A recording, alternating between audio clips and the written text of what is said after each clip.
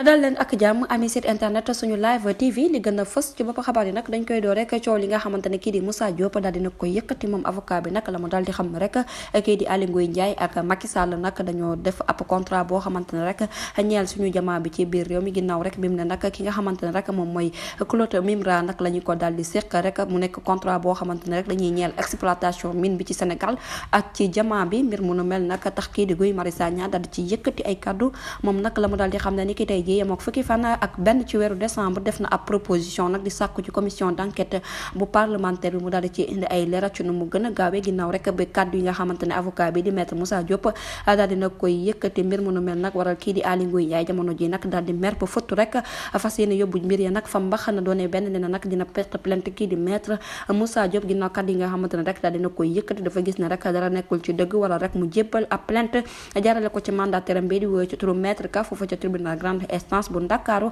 lam koy toppee jamono ji nag maanaam diffamation maanaam daal ay sos rek la koy toppee rek amee site internet suñu live tv li gën a fës ci bopp xabaar yi dañ koy do rek kaddu yi nga xamante ne kii di Tariq Ramadan daal dina koy yëkkati mu nekk ab plainte boo xamante ne rek fas yéene na ko jébbal kii di Cheikh Yérim Seck ak Madiambal Diagne moom islamologue bi nag la mu daal di xam ne rek moo di dafay dégg na ay financement nag moom moo jugee ko Qatar ñu jox ko kii di Ousmane Sonko mu nekk accusation yoo xamante ne rek ñoom ñooñu nag ñoom ñoo ko daal di def moom nag la mu daal di xam ne rek mooy Qatar bu fekkee xaritoo bi nga xamante ne xaritoo na ko ak France du mës a pare rek pour jàppale kii di Ousmane Sonko ndax ci intérêt français yi nag ci lay daal di dox bay rawatina nag mu naan dafay jàppale kii di Ousmane Sonko ba tey rek bu ñu sukkandikoo ci kat yi nga xam ne kii di Tariq Ramadan daal dina koy wax ne na mbir mu nu mel nag kii di député Matar Diop ak Madiambal Diagne ak Cheikh Yérim Seck nag ñoom la ci joxoñ baramtuuma ginnaaw bu ñu ne ñaar fukki millions dollars nag la ñuy jox kii di Ousmane Sonko ngir mu campagne ko ne na nag mbir mu nu mel daal dara amu ci du dëgg du yoon moom nag jamono ji li ko yitteel du lenn rek lu du fexe ba jàmm desuwaat nag ci biir réew mi rawatina nag ci àdduna wërngal këpp ak Palestine gi nga xamante ne rek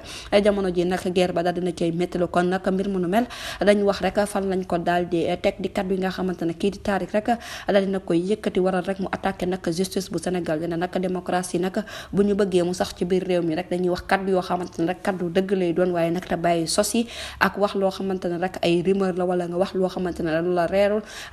ba noppi rek di ci bëgg biri boo xamante ne tegoo ko ci lenn waral rek mu daal di fas yéene nag yóbbu leen fa mbaxana doonee benn moom mii di Cheikh Yérim Seck Madiambal Diagne ak ki nga xamante ne rek moom mooy Matar Diop du ñàkk dinañ ci ñëwaat ci yeneen i jotaay xabaar jërë ngeen jëf ci teewlu bi bu leen fàttee abonné bés cloche de notification ngi amaa yeneen i info